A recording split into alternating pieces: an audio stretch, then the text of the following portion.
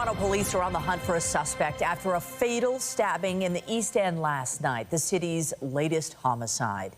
Good afternoon. A man in his 20s is dead after a violent attack. Police are now searching for a male suspect. CTV's Janice Golding is live at the scene with more of what we know. Janice. Hi, Nathan. Yes, there is a large police presence here on the Danforth near Coxwell, where police are investigating the city's latest homicide. Now, you'll see behind us here that police tape encircles the parking lot of a Shoppers Drug Mart, where you can see a trail of evidence markers that lead out to the roadway. And that is where a young man in his 20s was discovered at around 11 p.m. yesterday. Police say the man was suffering from stab wounds. He was transported to hospital for treatment, but would die of his injuries. Now, there is a separate crime scene on the residential street just north of Danforth, where police have cordoned off a number of homes.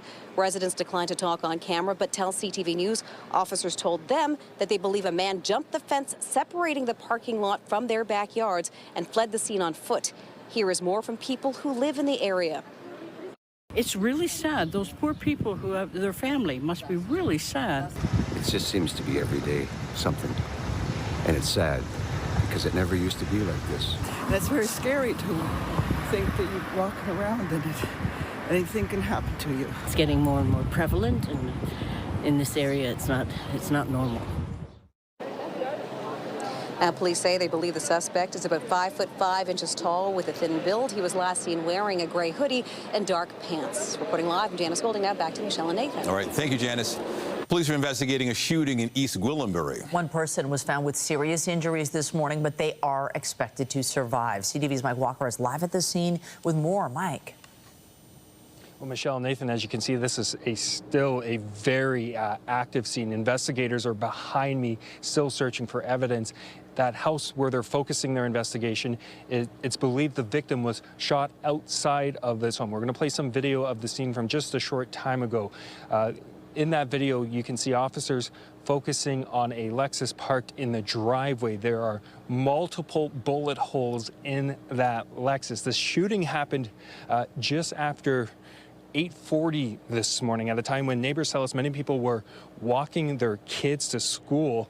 Neighbors tell us the victim lived at the house. He was outside of his home. The Lexus that had the bullet holes belonged to the victim. People in this neighborhood are reeling after this brazen shooting.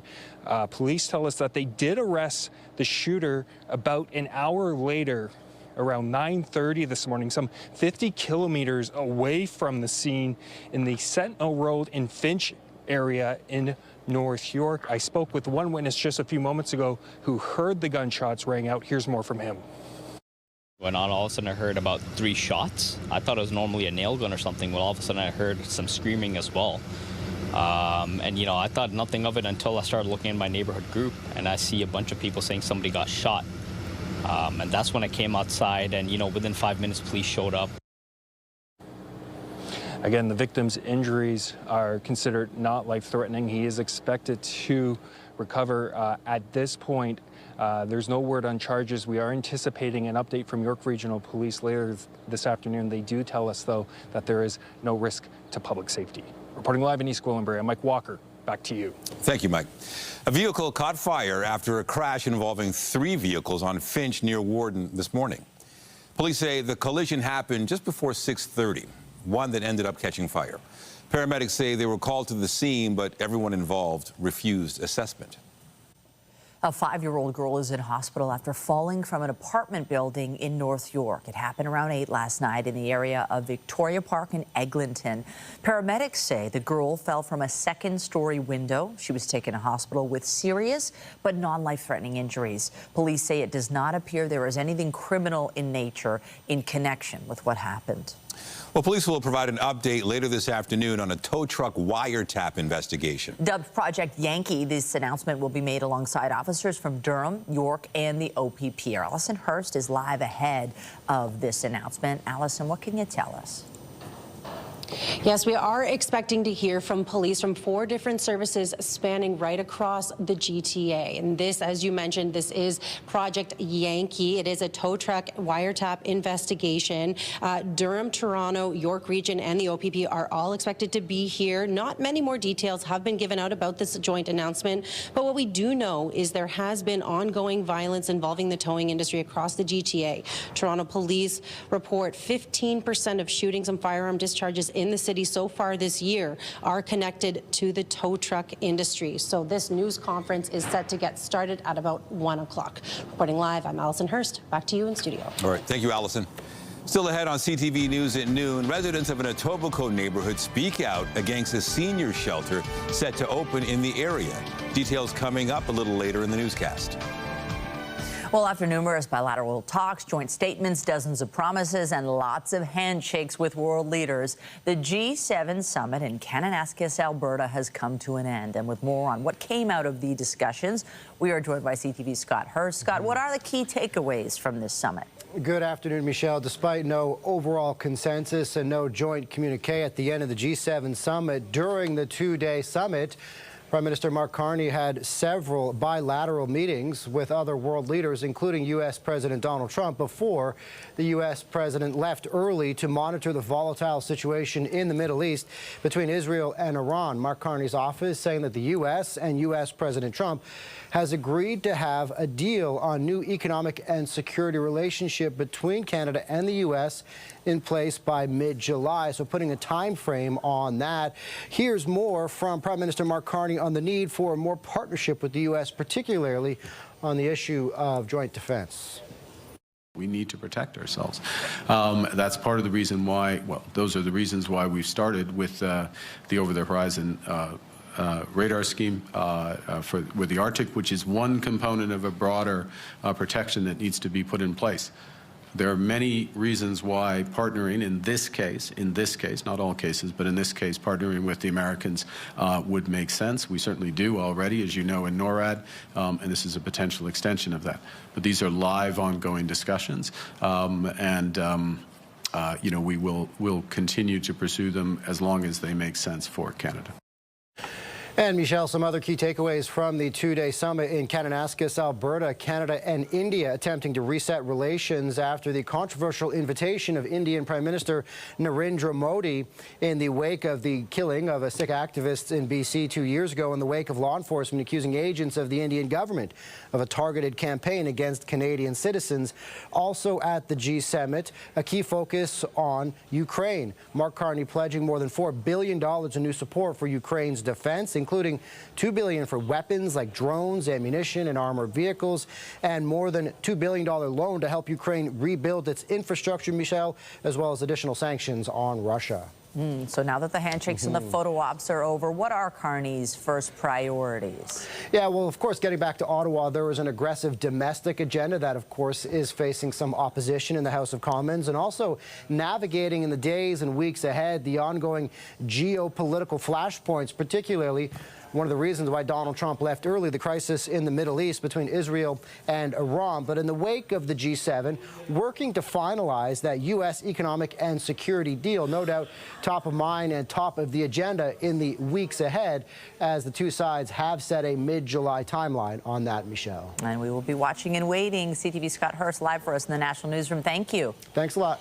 Meantime, the Prime Minister's office says Mark Carney will be in Europe from June 22nd to the 25th for 2 summits. He will attend a gathering of the Canada-European Union in The Hague.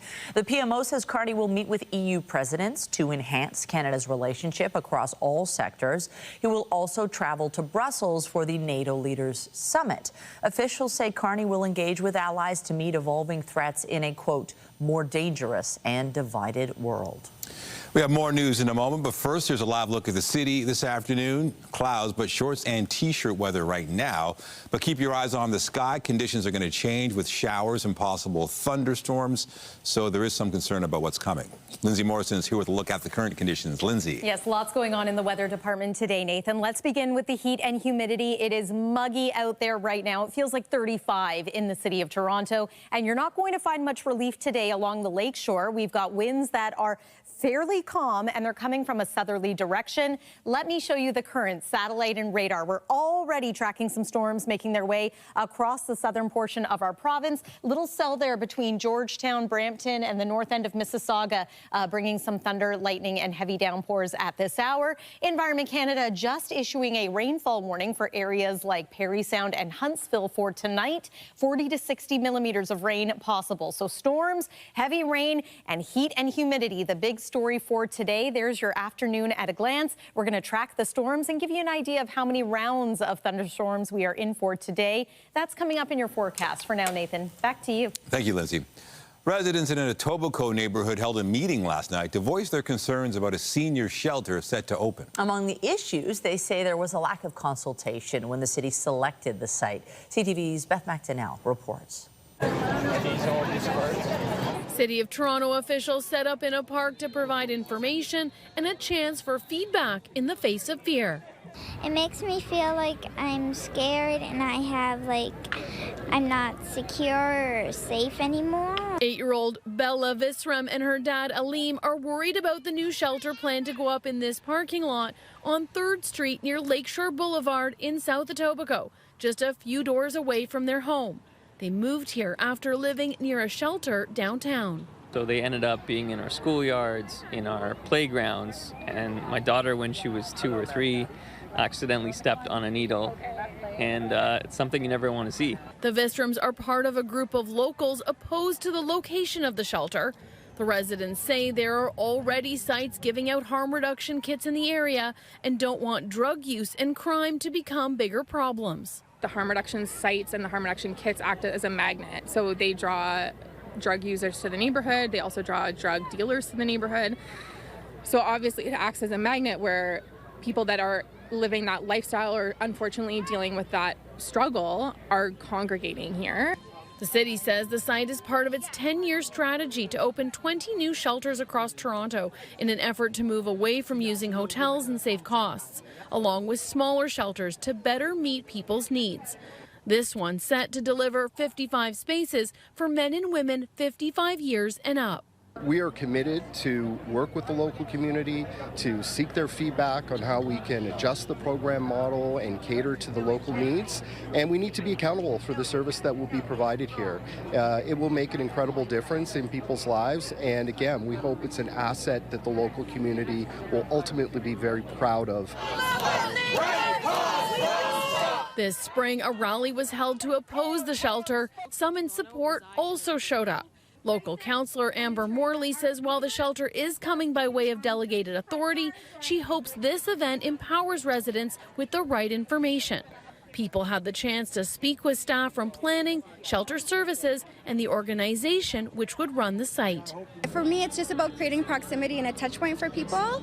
I know a lot of people have a lot of misinformation, a lot of people have a lot of anxiety that's not necessarily well informed. Morley says the shelter is scheduled to open in 2030. Beth McDonnell, CTV News.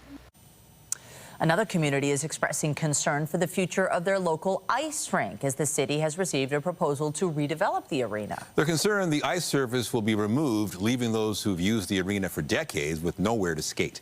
CTV's Sean Leathong reports.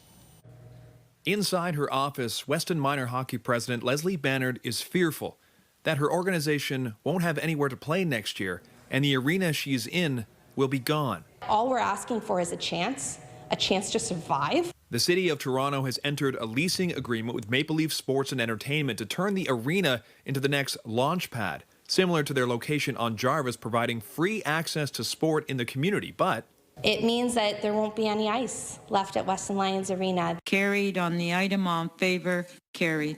Back in April, City Council passed a motion to engage with MLSE on using Weston Lions Arena as a site for a possible launch pad. Local councillor Francis Nunziata calling this a monumental and transformational opportunity. The councillor providing a statement that reads in part, regarding ice for the Weston Minor Hockey League, I have committed to work with City Park staff to identify ice space for the 2025 season ahead. Nunziata noting that the free programming provided by the MLSE Launchpad is something that she wishes was available when raising her own child. 7-year-old Hunter Williams just finished his first year of hockey. He too needed help to make it happen, which came from Weston. Being a single parent, it was hard to kind of see if we could juggle the cost of it. I got in contact with Leslie, and she was great, and she found me funding. And I want to play one more season here, though. Weston Lions Arena has a rich history. Built in 1949, the sand beneath the ice is said to have been donated by Conn Smythe. The ice has been used in several commercials, like this one for Tim Hortons depicting a young Wayne Gretzky, and in the movie Score, a hockey musical. It's messy. Weston Minor Hockey has been here for 80 years. They're also known for something else. The French fries are really good.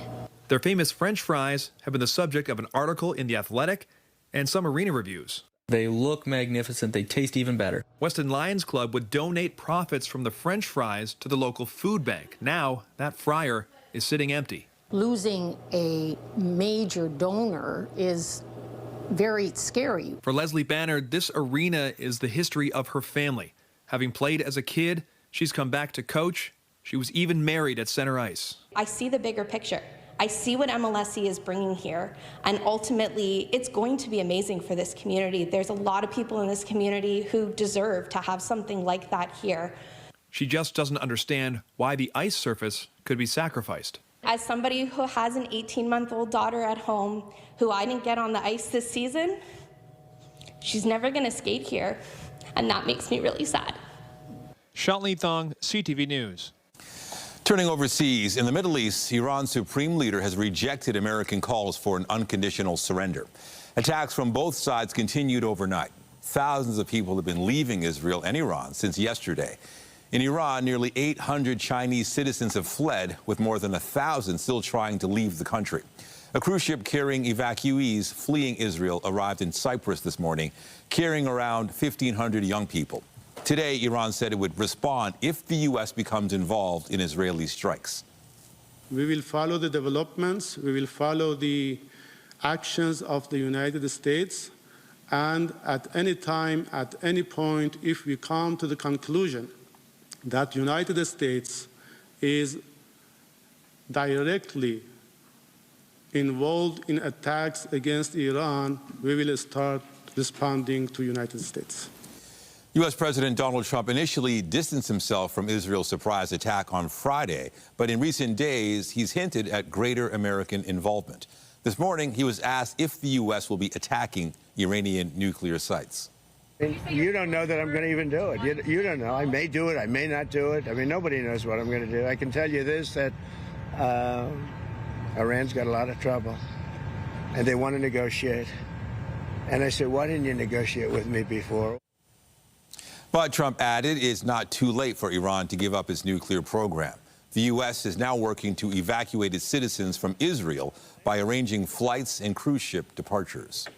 Canada's population growth has continued to slow, with almost no increase in the first quarter. It rose by 20,000 people from January 1st to April 1st to almost 42 million. That is the smallest increase since the third quarter of 2020. It was also the sixth consecutive quarter of slower population growth after a decision by the federal government last year was made to lower the levels of both temporary and permanent immigration. After 3 years at the top of the list, Vienna is no longer the world's most livable city. Copenhagen is now #1 on the annual list by the Economist Intelligence Unit. The Danish capital got perfect scores for stability, education, and infrastructure. Vienna slipped into a tie for second place with Zurich and Switzerland.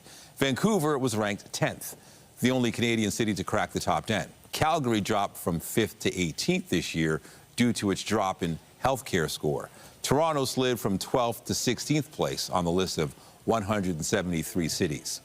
In Denmark, kite enthusiasts from 26 countries have gathered for the 40th anniversary of a high-flying festival. More than 25,000 kites will be featured during an event on a Danish island. It's considered a prime destination for kite flying because of its wide, flat beaches and coastal winds. Look at all those kites. Visitors are also allowed to drive on that hard-packed sand that stretches about 14 kilometers. This four-day festival begins tomorrow, but kite flyers have been testing their creations before the official start. More than 5,000 people are participating. Here at home, though, Lindsay, not sure it's kite flying weather, at least not this afternoon. The winds are actually pretty calm tonight, Michelle, and today the winds are light as well through the afternoon hours, but it's humid out there. My goodness, we have already reached our forecast daytime high for today, which is 28 degrees. You factor in that humidity, here's a look. It feels like 37. Heat tips for the next couple of days. We're going to be in for a lot of hot weather as we make our way into next week. And because we've been talking about the risk of severe storms, here's a reminder of what makes a thunderstorm severe in nature. Our concern today, potentially damaging winds and heavy rain resulting in some localized flooding. We'll take another look at the radar after this break here on CTV News at noon. Stay with us. When you see it happen, send it to CTV News. Text 10400. From your screen to ours. Text 10400.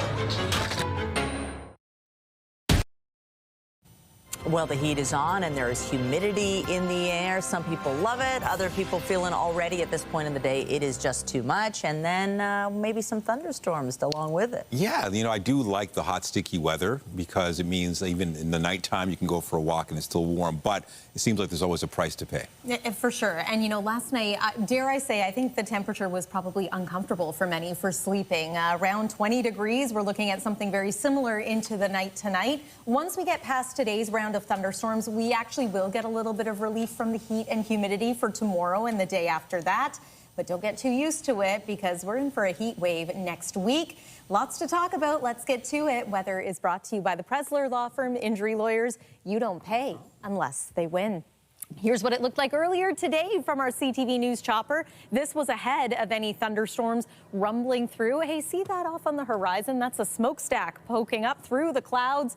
There it is. Yeah, a little bit of a cloudy, foggy start to the day in some areas. The cloud cover has since burned off, but we are now starting to see round one of thunderstorm activity here in southern Ontario. This is what the current radar looks like. I mentioned you in Mississauga as well as Brampton, Georgetown, seeing some active weather. Now inching closer toward Milton and the Oakville area. Little cell just tracking across Highway 6 at this hour too. We'll widen things out so you can see that there is more where that came from. More rounds of thunderstorms through the middle part of this afternoon, and then an additional round as we head into the evening hours tonight. Could end up being late evening and into the overnight hours. In any case, plan on this being a pretty active day. We've got a warm front, we've got a cold front, we've got lake breezes, we've got all kinds of triggers, and of course we've got that hot and humid weather as well. Heads up today around 3-4 p.m. Looks as though we're going to get into more in the way of active weather. And again, severe thunderstorms are possible, especially across extreme southwest Ontario today. But the possibility is there for us in the GTA as well. I've paused that there just to show you the second round, perhaps around 11:30, midnight tonight. And then watch to the north here. This is where I mentioned we have now rainfall warnings in place. 40 to 60 millimeters of rain expected for areas like Owen Sound and into Cottage Country. Likely still going to be dealing with some showers here in the GTA for your Thursday. It's not going to be a washout of a day, but keep the umbrella handy. And then Friday is a little bit drier, still a chance of maybe a passing shower or two. We officially welcome summer on Friday evening, but it is going to be a little bit unsettled going forward here. Rainfall warning, there it is once again.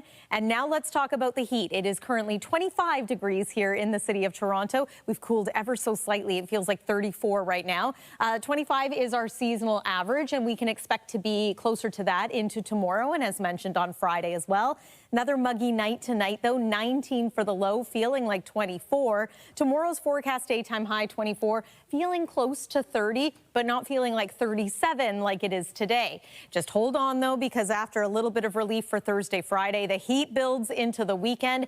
And when we talk about a heat wave, traditionally what we're talking about is several days consecutively of about 32 degrees or warmer. That used to be the official criteria. Now we really just talk about multiple days of 30 degrees or higher. Lots going on the 7-day forecast here, but again, do want to point out those highs for Sunday, Monday, Tuesday. Start planning ahead and maybe checking to make sure your AC is working. That's the weather for now. Nathan, over to you. Thank you, Lindsay. Global industry leaders, influencers, and game changers are joining together for an immersive summit with a common goal: advancing opportunities for women in sport. CTV's Jessica Smith is live at Evergreen Brickworks with more. Jess, everyone watches women's sports. Everyone watches women's sports, Nathan. You're absolutely right. And there are Olympians here. There are people from the PWHL getting ready to kind of talk about hockey. We have people from the WNBA getting ready, and we're talking about the numbers because they are growing. I'm joined by Jessica Doherty. You're with Torque Strategies, and we're talking about the numbers. We're seeing more and more people invest in women's sport, more and more people watching women's sport, but we still have such a long way to go. What is the summit all about? Yeah, so the ESPNW Summit Canada, presented by Canadian Tire, is an opportunity to get the industry together to really focus on how we can help grow women's sport. As you said, it's still such an emerging market, particularly in Canada, but we've seen incredible momentum. And so just getting everyone together, sparking creative ideas, having different decision makers together is really an opportunity to sustain that growth.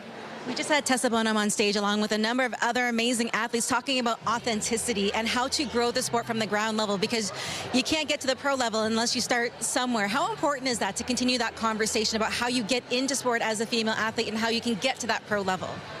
Yeah, absolutely. Women's sport is an ecosystem, and I think from the grassroots all the way up to professional, it's important to help foster that. So we did some research with IMI International. 1 in 2 Canadians feel that investment hasn't kept up with the cultural growth of women's sport. So we really need to see increased attention and investment intentionally to help continue to build the momentum that we're seeing in women's sport. And another point that was made was the importance of storytelling and supporting these athletes. Talk to me more about that element, because outside of the game, people have lives they have to support. They have their origin stories. How important is that to continue to share?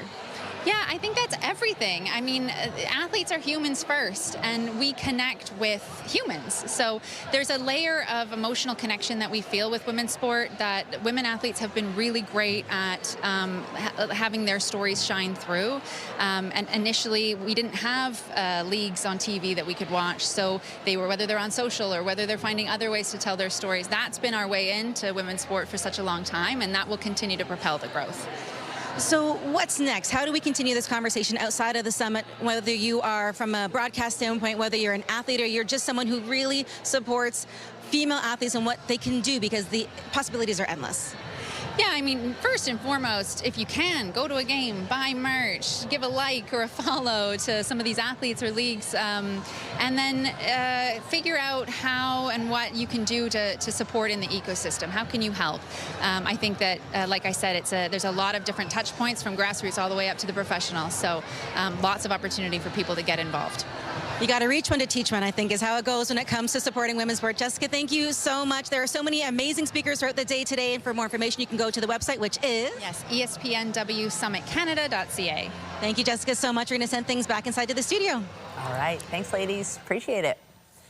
And still ahead on CTV News at noon, a warning from health workers about a spike in e-scooter injuries, the hidden dangers, and the ways to decrease the risk. That's after the break.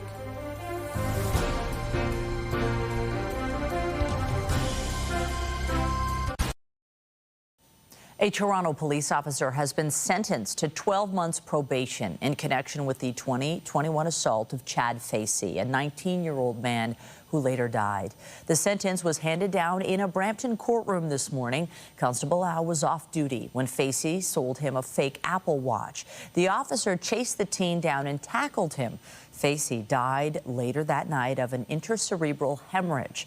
However, the court heard there was no evidence to prove that Al caused Facey's death from their interaction. Facey's distraught family members expressed disappointment outside the courthouse.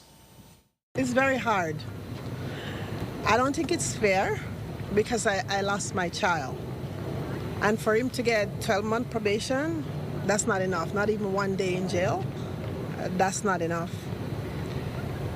And 50 hours community service, that's what he was doing for the 6 years in the force. Now they give him another 50 hours to do the same thing again, what he did to my son to somebody else's child. No, this is not fair. Al was only sentenced on the conviction of assault, but the judge did impose a three-year weapons ban, which could impact Al's career as a Toronto police officer. There's a warning from the Hospital for Sick Children after they're seeing a jump in injuries that specifically involve e-scooters. With the details from CTV's health reporter Pauline Chan. E-scooters may look fun to ride, but doctors at Sick Kids Emergency Department say in the wrong hands, they can be dangerous. These devices shouldn't be in the hands of teens and preteens. But that's who Sick Kids is seeing with injuries. In 2020, they saw just one e-scooter-related injury, but in 2024, they had 46 ER cases related to e-scooters, and so far this year, they've had 22. They are becoming cheaper as all these components become more manufactured at scale, and the battery technology decreases. All of this becomes more available. You can just look at any big box retailer. Sick Kids also found 78% of the kids were not using a helmet at the time of the accident, and 25% of them had to be admitted with serious injuries.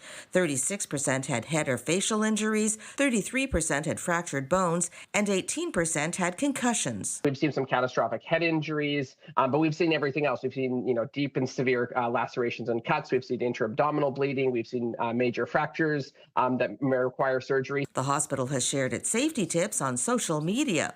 First, always wear a helmet.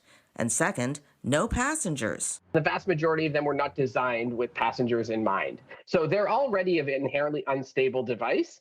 You throw on a passenger on them, their weight center of gravity is completely different. Also, follow manufacturers' warnings, know your local regulations, and never ride under the influence of marijuana or alcohol. Adolescents in general are at higher risk to be experimenting with these substances, period. And we know that you need your best dexterity when you're using a scooter. E-scooter used by anyone under 16 is banned on public property in Ontario, and in Toronto it's banned for people of any age, but the hospital worries its popularity continues to grow.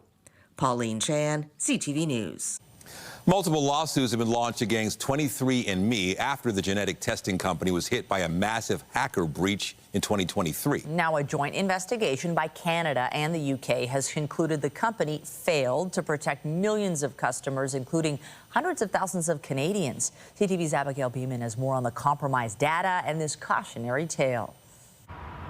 Calling herself a sperm donor kid, Rachel Curry used 23andMe to find 6 half-siblings and her biological father. It was kind of like putting all the puzzle pieces together with just like a test online. But she's concerned by new findings from British and Canadian privacy commissioners who report the genetic testing giant didn't properly protect customer data and didn't have safeguards in place to detect or respond to cyber threats. If that information is compromised, it's kind of scary. Unlike usernames, passwords, and email addresses, you can't change your genetic makeup when a data breach occurs. In 2023, a hacker carried out what's called a credential stuffing attack, using stolen login info from other breaches to gain access to health, race, ethnicity information, and more, mostly derived from the user's DNA. That can be used to craft some very customized messages to us. And anyone who's been caught up in this really needs to have their heads on a swivel, eyes wide open, because they're being targeted now and well into the future. The UK Privacy Commissioner levied a fine equivalent to 4.2 million Canadian dollars. His Canadian counterpart doesn't have the power to do that. I will continue to use all the tools that I have, but I need more and better ones. 23andMe declared bankruptcy in March and is in the process of being bought by TTAM Research Institute, a company led by 23andMe's former CEO. In a statement to CTV News, a spokesperson said by the end of 2024, 23andMe had implemented multiple steps to increase security. And as part of the acquisition deal, TTAM Research Institute made several binding commitments to enhance protections for customer data and privacy. The privacy commissioners say they expect the new owners to stick to those commitments, and they'll be watching closely. Abigail Beeman, CTV News, Ottawa. Get Toronto's top stories, breaking news alerts, and watch live. Download the CTV News app. Last night, we showed you a W5 investigation into a man who had his car stolen, only to find that the vehicle he purchased from a dealership was already stolen. Today, CTV's John Woodward digs deeper into how a dealership could end up selling stolen vehicles. Running a car dealership was Chris Olszewski's childhood dream. It was my purpose as a young boy. I always wanted to be a car dealer. He achieved that dream, but his business faced major challenges when COVID-19 hit. All dealers were put in survival mode. Olszewski said he bought cars anywhere he could just to keep the lights on and his staff employed. But some of those cars were not what they seemed. One of his customers complained their insurance company wouldn't cover this Porsche Cayenne because it had a fake vehicle identification number, or VIN, a sign that it could be a stolen car. Olszewski at first didn't believe it. Then he started to dig. I started doing more homework and seeing how deep this problem really went. Olszewski opened his records to W5. So these are the suspicious ones right here? Yeah, these are the suspicious ones. 23 cars that were potentially stolen with suspect vehicle identification numbers, together worth more than $2.3 million. And Olszewski says police told him something even stranger about one customer. Yeah, he's passed away. He's not even alive. We delivered a car to a guy that was not alive. How is that possible? Great question. We tried to reach many of these buyers, many numbers not connected. One's listed contact information was noemail@noemail.com. Their employers had never heard of them. That never happened. I will confirm 100 million%. Two salespeople, Fatty Zito and Harris Bachneck, were arrested by the Toronto police, who accused them of masterminding a fraud scheme to sell stolen cars. The dealership's own funds were then used to buy the vehicles, which were fraudulently presented as legitimate to unsuspecting buyers. One company that was listed as selling 6 to the dealership was WikiCar, listed as a salesperson, the same Fatty Zito. We checked out the listed address east of Toronto. There are car companies at that address, but people who worked for those companies told us WikiCar is long gone. I moved here 3 years ago. It was no more here. We reached each of them over the phone. Bachneck and Zito's lawyer said the issues in the paperwork were just mistakes, and they never meant to sell any stolen cars. The salespeople's contention is that they were duped too. So we looked into that, obtaining from multiple sources the Carfax reports the pair are charged with altering, and took them to Carfax itself, which still has them on record. The company says they're identical, not altered, as the police allege. Here's Harris Bachneck. Had I thought an inkling, just a second, just some weird idea that something was involving stolen vehicles, I'd have never got involved with it. I would have left it. That's not who I am. I was raised better than that. All this raises a lot of questions about what will happen in this prosecution. Nothing has been proven in court. How has this all affected you? It's crippled me. I've lost everything I've ever worked for. His company is now on the ropes. After the alleged fraud came to light, it couldn't pay back bank loans and taxes and is now in receivership. You know, I couldn't have been more proud of that company. It was my first store. Olszewski is apologizing to his staff, his customers, and his family for having this happen on his watch. One customer whose family member bought a stolen car says police told him there were even more people involved. According to the investigations, there's connection with Service Ontario members. Service Ontario, the agency that registers cars on behalf of the Ontario government. That report from W5's John Woodward. Having your driveway paved can be expensive, so you want to make sure you hire the right company to do the job correctly the first time. At this time of year, some pavers go door to door pitching their services, but they may not be the best choice. CTV's Pat Foran has this consumer alert. From a distance, this recently paved driveway in Ajax looks okay, but Paulette Blenman says it's lumpy, uneven, and already ants are burrowing through it. If it was done really good, I don't think the ants would be able to be digging holes already. It's just a terrible, terrible job. Blenman says the pavers knocked on her door and said they were doing other driveways in the neighborhood. She paid $6,000 for this paving job and now can't get in contact with them. All the information is not correct. They don't answer their phone. There's no way you can leave a message. You can't send an email. You just can't contact them. When the contractor finished the driveway, they put this big pile of debris here, but they said they would come back and clean it up. That was a month ago, and now they're nowhere to be found. We tried to go through the neighborhood to see if we could find where they are, but we haven't found them yet. Up the street, other homes that had their driveways done by the same company also have debris left behind. Others had their water valves paved over and will need to try and locate them and dig them up. Did these guys just come and knock on your door? They just knock on the door. In a separate incident involving a different company, someone also knocked on Luigi Raffaelli's door in East York. A contractor said he could patch and repair his driveway, but the company only applied sealer to half and did a poor job. They also claimed they would repair his front steps, but Raffaelli did this work himself. He paid the contractor $3,900 in advance, and he never came back. I trusted him. My wife got upset. Why did you give the money in advance? That was my mistake. To avoid driveway paving scams, beware unsolicited door-to-door offers. Research companies thoroughly, get multiple quotes, review contracts carefully, and don't pay in advance. I feel cheated. I feel that's not nice. Both Raffaelli and Blenman say they'll be more careful in the future when a contractor knocks on their door. Pat Foran, CTV News. The working middle class in the Greater Toronto and Hamilton area could soon be squeezed out of the region due to the ongoing housing crisis. A new report from Civic Action says while the annual median household income in Toronto is about $100,000, salaries have not kept up with rising housing costs. As a result, Toronto's price-to-income ratio has now reached 11.8 times the median household income. That means homebuyers in the city with an average income would need to use nearly 77% of their salary toward mortgage payments on an average-priced home. A new survey finds the majority of Canadians who haven't yet retired don't believe they will ever be able to.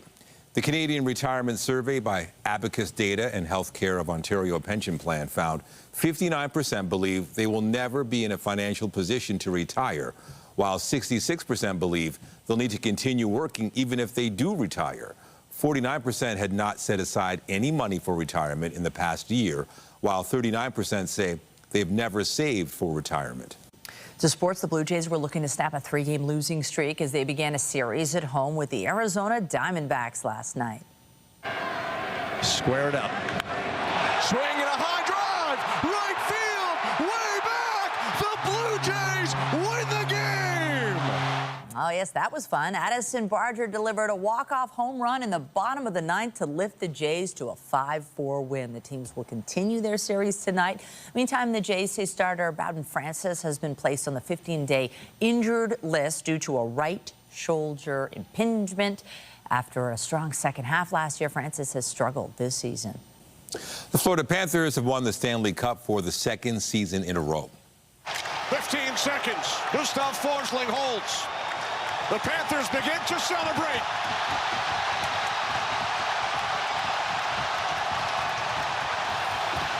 Panther perfection. Florida beat Edmonton 5-1 in Game 6 of the finals to win their second straight cup.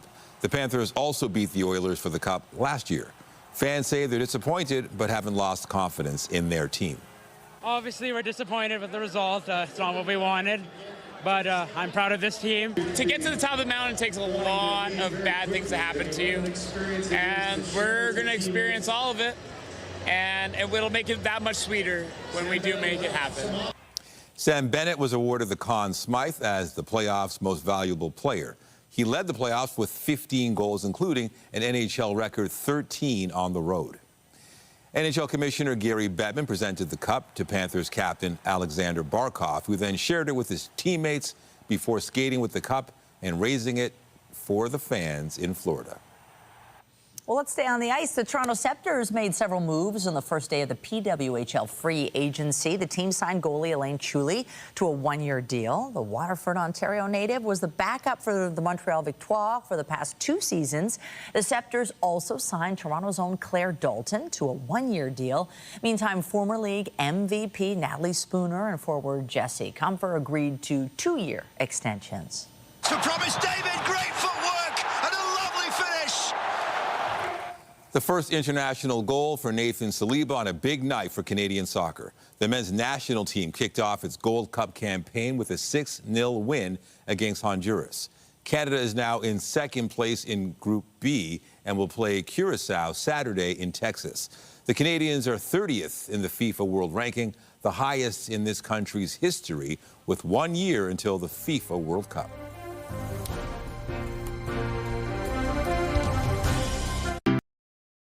Bruce Springsteen fans are getting their first glimpse at a new biopic and its star, Jeremy Allen White.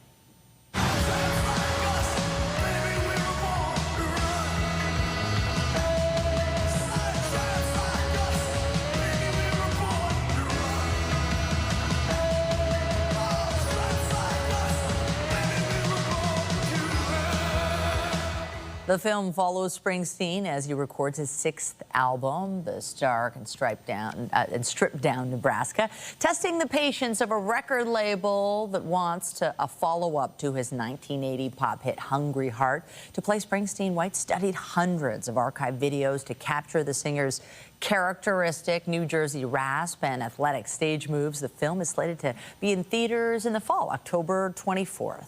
It sounds just like him. Yeah. Would that be a recording? I don't know. I thought it was him. Anyway, a lot of concern about the forecast right now. Yeah, we've got some thunderstorms making their way downtown Toronto at this hour. Let's take one more look at the satellite and radar. And this is the first round. We could be in for a few rounds, in fact, here in the GTA. The fact that we're getting some storms right now might take the wind out of the sails of some of the later storms, but that wouldn't necessarily be a bad thing. Tonight, we're going to drop to a not-so-low low of 19. Tomorrow, we do get a bit of relief from the heat, but it is still expected to be unsettled. A reminder, we're very hot next week. Nathan and Michelle. All right, thank you, Lindsay. And that is CTV News at noon. Remember, you can get Toronto's breaking news all day long on CP24 and at ctvnewstoronto.ca. For Lindsay Morrison and the whole team here, have a pleasant afternoon. I'm Michelle Dubé. And I'm Nathan Downer. Be sure to join us later for CTV News at 5 and 6. Have a great day.